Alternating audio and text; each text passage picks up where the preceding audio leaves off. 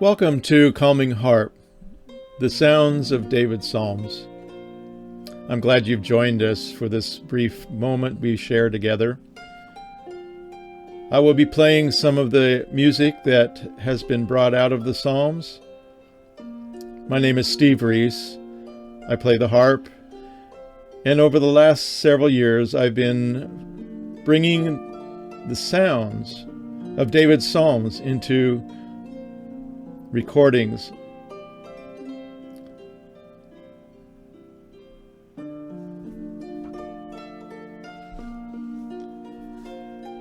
You can find a lot of my music on my website, www.calmingharp.com. I have CDs available and MP3s. And you can go to YouTube. If you go to YouTube and then type in Peregrinati, Peregrinnatti, you will find hours of beautiful harp music that you can just play in the background and be calmed with the music that David may have played for his sheep at one time or another. So as we share this half hour, join me and enjoy the sounds of David's harp.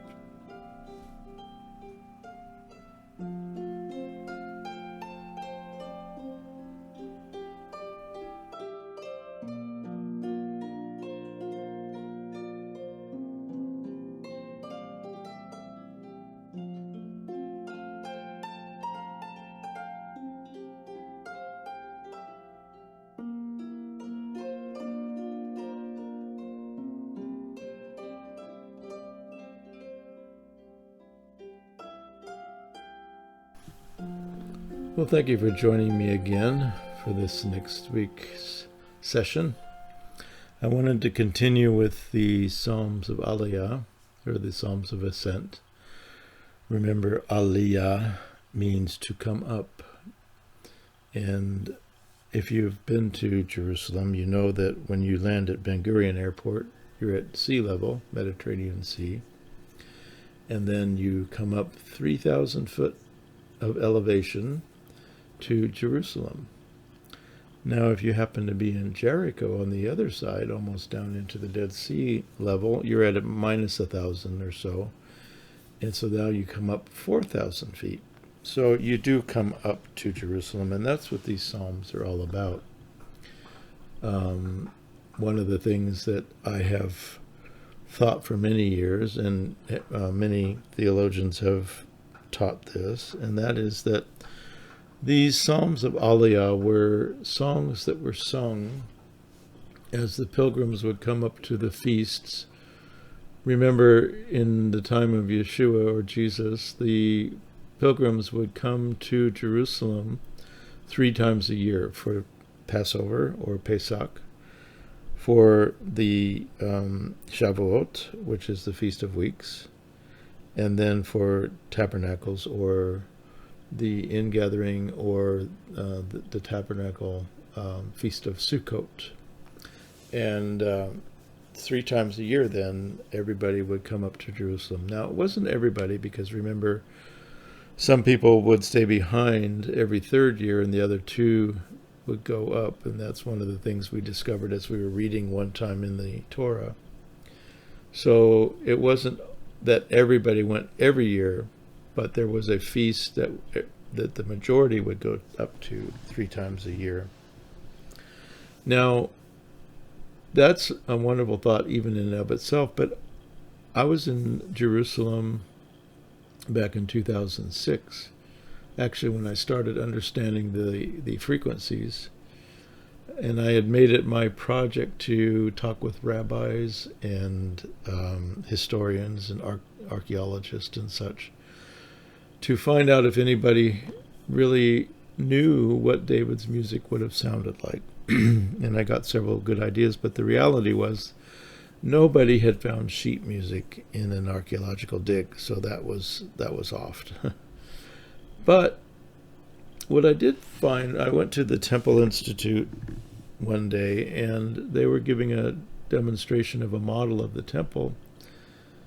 And I noticed, and almost as I noticed, they pointed out that there were, between the court of the men and the platform where the brazen altar was for the sacrifices, there were 15 steps.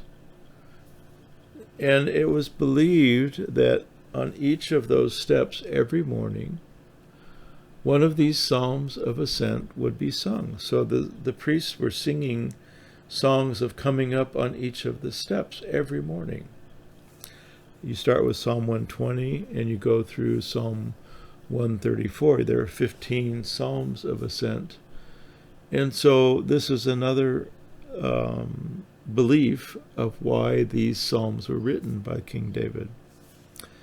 And it's clear that David wrote them because he says many of them start out saying, a song of ascents of David, or David. A song of ascents of David. And so it's clear that David is behind writing these.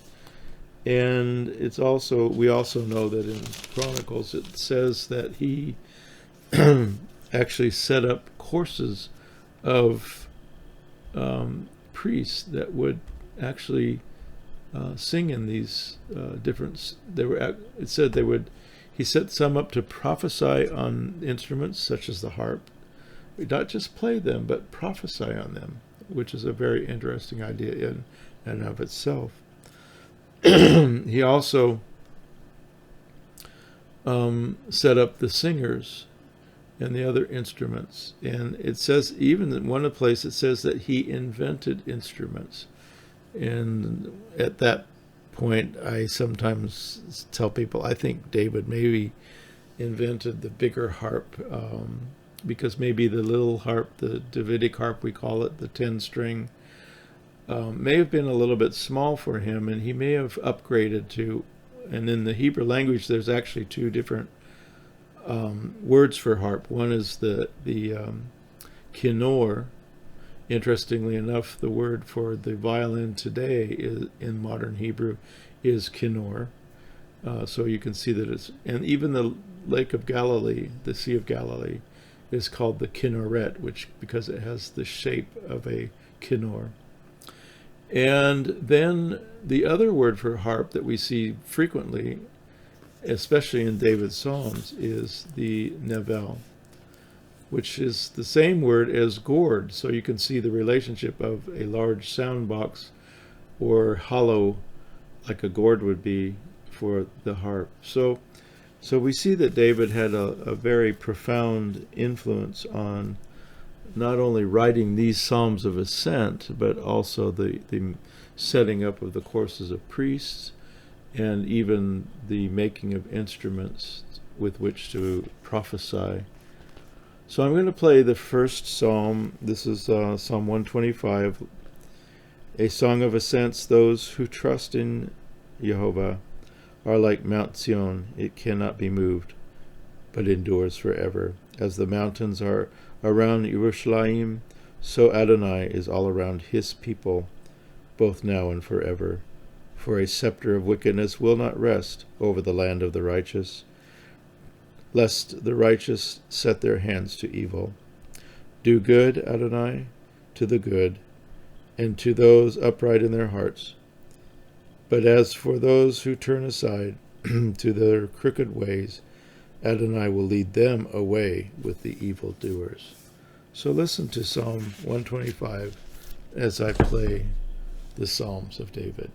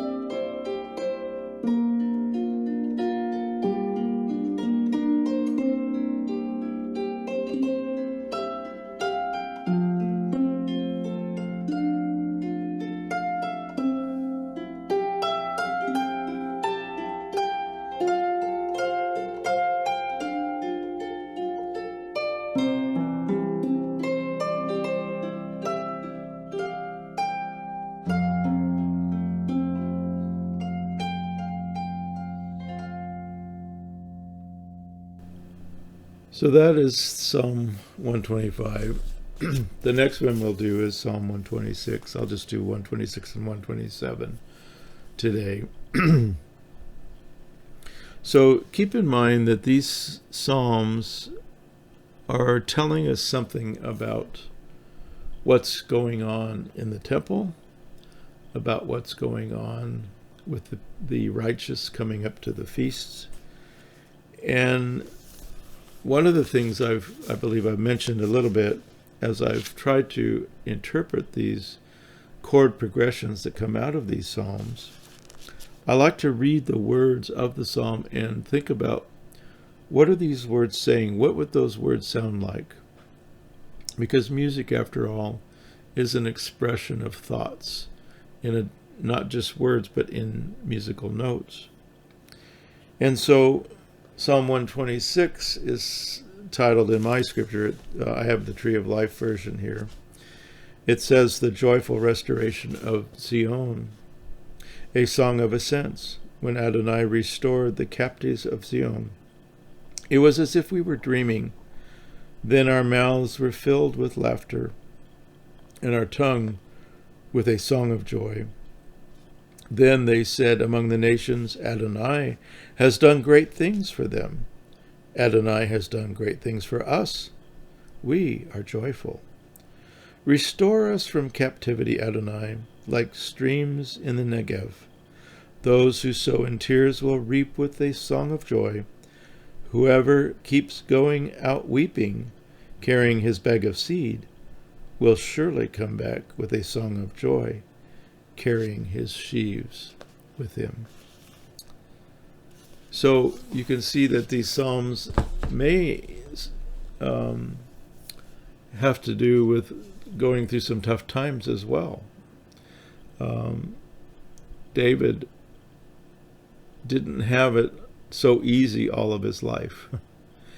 And many of these words that he's writing here are talking about restoration from captivity. Remember, David was in captivity at some times, and he felt those pressures of not being where he wanted to be. Especially there are times when he said, oh, if I could just be in the house of my God. So he expressed those words in these psalms, and I believe the chord progressions, as we bring them forward in this music, helps to express those words in the musical form. So enjoy Psalm 126, the dream.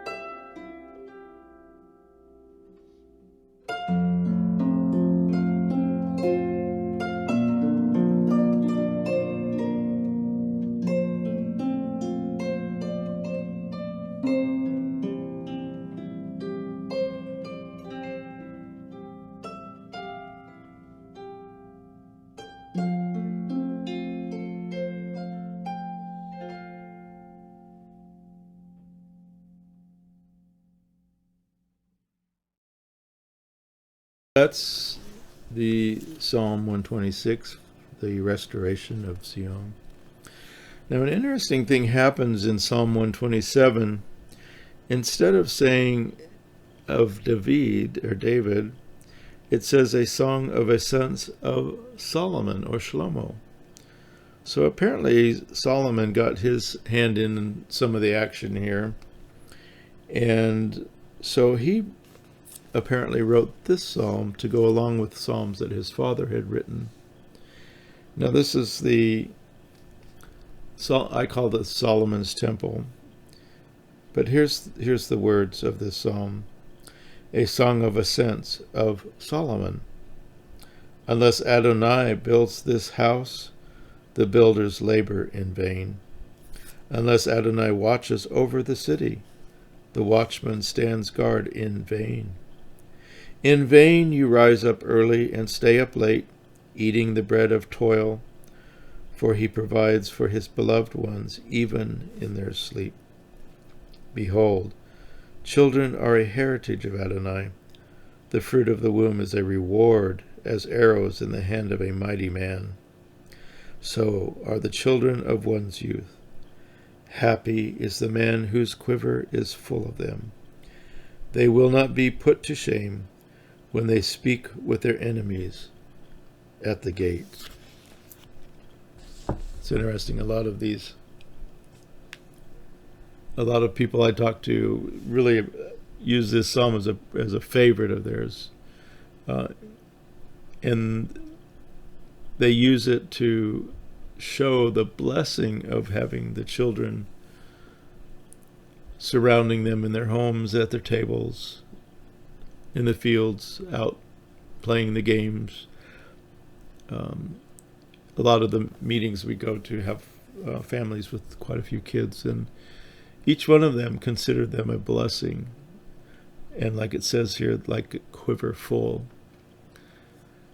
It's interesting that David understands how beautiful it is to have children, how fortunate it is to have children, how blessed it is to have children. Because children are the next generation. Children are what take your dreams and plans and hopes for the future and bring them into reality past the time when you are able to do it yourself. I know I'm 67 years old and I don't have a quiver full. I only have 2 sons, but I have my grandkids, and I tell you, it's such a blessing to have this family and these children and these times that we can spend together, and the joy that we share, and the phone calls we make, and one of my grandkids calls it the ventures. We're going on a venture today, which means an adventure, but we're going on a venture, and I always thought that was kind of cute. But David saw the value and the blessing of families and of children. And it's interesting, in today's culture, more and more that is being frowned on and taken away, and things put into motion to actually not let babies even come to life. So I just want to offer this psalm to you, Solomon's song, and we'll go from there.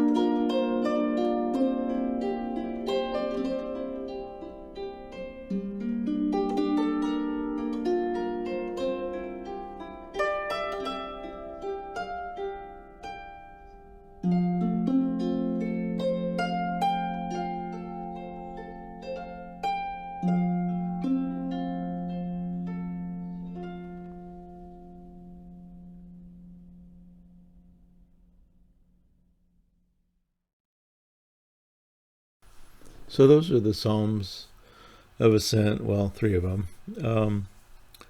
And next week I will do some more. We've gone through 127 now. And I just, once again, want to remind you that these Psalms are probably central to the worship, the daily worship in Israel.